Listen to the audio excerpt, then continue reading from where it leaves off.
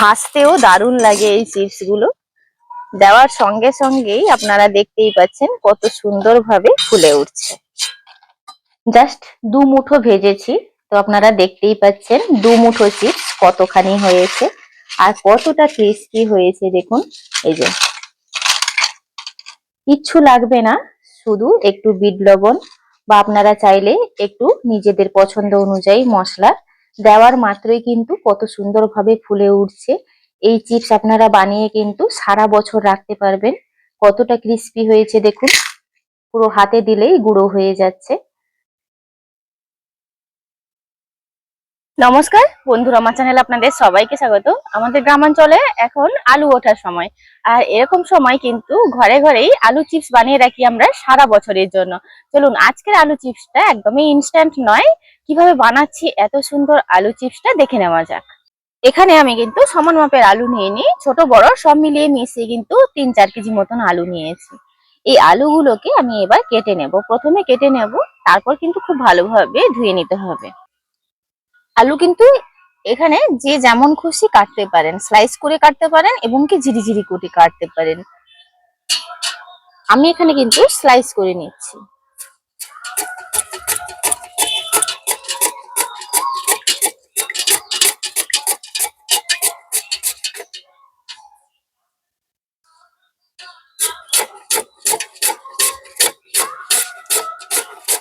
আর খোসা সমেত কোনোভাবে খোসা ছাড়ানোর দরকার নেই। আপনারা চাইলে কিন্তু খোসা ছাড়াতে পারেন, তবে খোসা না ছাড়ালে কোনো সমস্যা নেই। এইভাবে স্লাইসার দিয়ে স্লাইস করে নিলে কিন্তু ঝটপট হয়ে যাবে। মানে 5 কেজি আলু 15 মিনিটেই স্লাইস করে নেওয়া যাবে। এই যে দেখুন, আমি এখানে কিন্তু প্রায় সবগুলো আলু এইভাবে কিন্তু স্লাইস করে নিয়েছি। এবার এটাকে আমি যতক্ষণ না মানে এই সাদা জল বেরোতে থাকবে, ময়লা জল বেরোতে থাকবে, ততক্ষণ কিন্তু ধুতে থাকবো। 5-6 বার কিন্তু খুব ভালোভাবে ধুয়ে নেব। এখানে দেখুন আলুগুলো আমি 5-6 বার করে ধুয়ে এনেছি। খুব ভালোভাবে ধুয়ে নিতে হবে, যাতে মানে পরিষ্কার জল যতক্ষণ না বেরোচ্ছে ততক্ষণ কিন্তু আলুগুলো ধুয়ে নিয়েছি। এই কড়াইতে অল্প একটু তেল আছে, কোনো অসুবিধা নেই। এই কড়াইতে আমি জল দিয়ে দিচ্ছি, বেশি করে একটু জল দিয়ে দেবো। কড়াইতে একটুখানি তেল ছিল, তার জন্য এরকম লাগছে, কোনো অসুবিধা নেই। তেল 2-4 ফোঁটা দেওয়াও যেতে পারে, যাতে একটার গায়ে একটা কোনোভাবে না লেগে যায়। দিয়ে দিচ্ছি একটু বেশি পরিমাণে লবণ, মানে পরিমাণ অনুযায়ী। জলটা যে দেখছেন, জলটাকে কিন্তু খুব ভালোভাবে ফুটিয়ে নেব। ফুটন্ত অবস্থায় কিন্তু আলুগুলো দিতে হবে, এটা একটু খেয়াল রাখতে হবে। জল কিন্তু খুব ভালোভাবে ফুটবে, ওই অবস্থায় আলুটা দিতে হবে। আর আলু এখানে আমি দুবারেই ভাপিয়ে নেব। দেখুন জলটা কিন্তু ফুটতে শুরু করেছে, এই অবস্থায় আমি আলুটা দিয়ে দেব।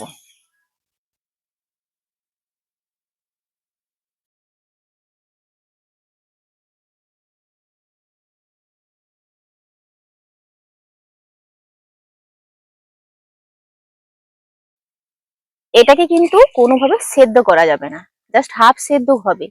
মানে আঙুল দিলে যাতে এইভাবে ভেঙে যায়। এই যে এই যে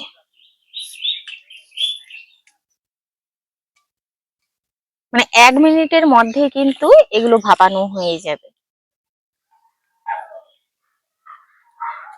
আলুটা দেওয়ার পরে 1 মিনিট পরে দেখুন একটা ফুট এসছে। তো 1 ফুট এইভাবে খাইয়ে নিতে হবে। মানে যখনই বুঝবেন যে আলুটা মানে হাতে দিলে কোনোভাবে এইভাবে চাপ দিলে কিন্তু কোনোভাবে ভেঙে যাচ্ছে না, অথচ এইভাবে আলতো হাতে ভেঙে নিতে হবে। মানে হাফ সেদ্ধ হবে, পুরো সেদ্ধ করলে আলু ভেঙে যাবে। তো এইভাবে কিন্তু 1টা ফুট খাইয়ে নিয়েছি, এই পর্যায়ে নামিয়ে নেব। এইভাবে জলটা ঝরিয়ে নিয়ে একটা গামলিতে নামিয়ে নিচ্ছি।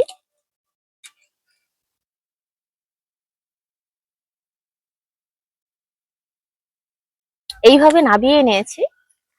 এটাকে একটু এইভাবে কিন্তু উল্টে পাল্টে নিতে হবে, যাতে নিচের দিকটা সেদ্ধ যাতে না হয়ে যায়। যেহেতু অনেক গরম আছে, কুকিং প্রসেসটা কিন্তু চলতে থাকে। আর যে বাকি আলুটা আছে ওইভাবে দিয়ে দিচ্ছি।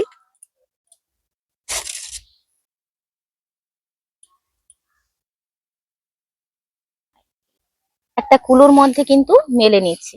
এইভাবে সঙ্গে সঙ্গে মেলে নিলে এগুলো ঠান্ডা হয়ে যাবে।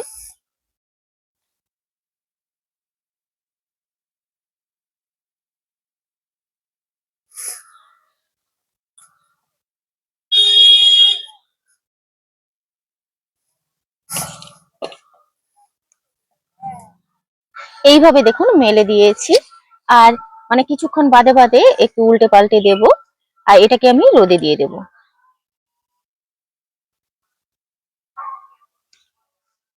এইভাবে কিন্তু আমি সঙ্গে সঙ্গেই রোদে মেলে দিয়েছি। আর একটু মাঝে মধ্যে উল্টে পাল্টে দেব।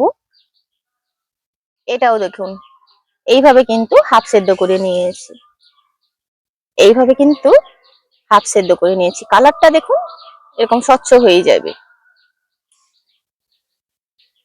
স্টেনারে সরাসরি নিয়ে নিচ্ছি, অতিরিক্ত জলটা কিন্তু ঝরে যাবে। এটাও কিন্তু ওইভাবেই মেলে নেব। চিপস গুলো দুদিন পর কত সুন্দরভাবে শুকিয়েছে আপনাদেরকে একটু কাছ থেকে দেখাই।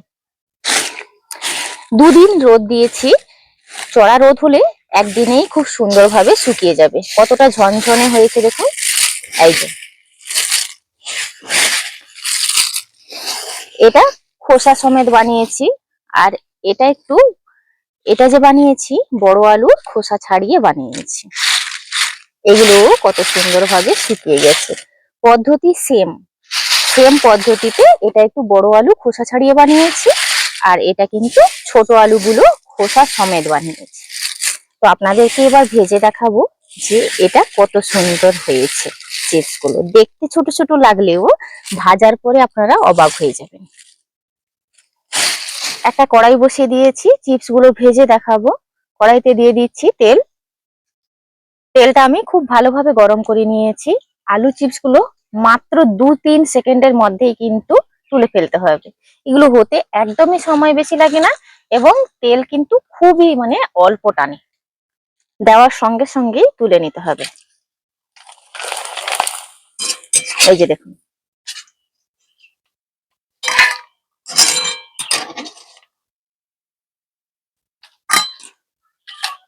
দেওয়ার সঙ্গে সঙ্গে কত সুন্দরভাবে ফুলে উঠছে আপনারা দেখতেই পাচ্ছেন। এইভাবে বানিয়ে সারা বছর কিন্তু রাখতে পারবেন। যখন খুশি ভেজে খেতে পারবেন। এমন চিপস বানিয়ে কিন্তু বছর ভর সংরক্ষণ করতে পারবেন।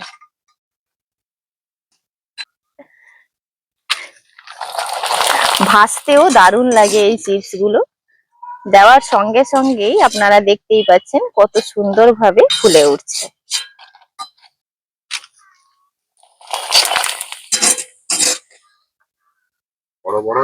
হ্যাঁ হ্যাঁ ফুলে যাচ্ছে একদম।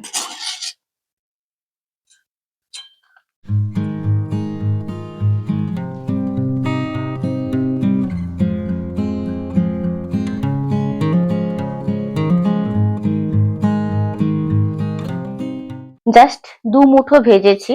তো আপনারা দেখতেই পাচ্ছেন 2 মুঠো চিপস কতখানি হয়েছে আর কতটা ক্রিস্পি হয়েছে দেখুন। এই যে কিচ্ছু লাগবে না, শুধু একটু বিট লবণ বা আপনারা চাইলে একটু নিজেদের পছন্দ অনুযায়ী মশলা দেওয়ার মাত্রই কিন্তু কত সুন্দরভাবে ফুলে উঠছে। এই চিপস আপনারা বানিয়ে কিন্তু সারা বছর রাখতে পারবেন। কতটা ক্রিস্পি হয়েছে দেখুন, পুরো হাতে দিলেই গুঁড়ো হয়ে যাচ্ছে। তো আপনারা দেখতেই পেলেন আলু চিপস গুলো কত সুন্দর হয়েছে। এইভাবে বানিয়ে আপনারা কিন্তু সারা বছর সংরক্ষণ করতে পারবেন। আমাদের গ্রামাঞ্চলে কিন্তু এরকম ভাবে এই সময়টা মানে এই বসন্তকালে যখন আলু ওঠার সময় এইভাবে বানিয়ে কিন্তু সারা বছরের জন্য রাখা হয়।